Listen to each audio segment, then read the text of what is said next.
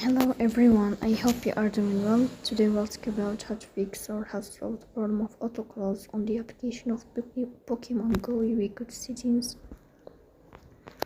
then we click on apps, default apps, app settings. When above here we search about Pokémon Go and you will click.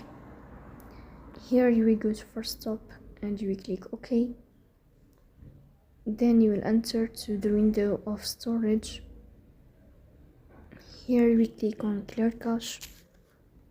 Then you will turn off your Wi-Fi and you will turn on your Wi-Fi again to fix that problem. If it's not working with you, then you will update your app on Play Store. As you see here, we search about Pokemon Go and then you will update your app here. So that's all. Don't forget to support us by like and subscribe. See you next time and thank you for your watching and your attention.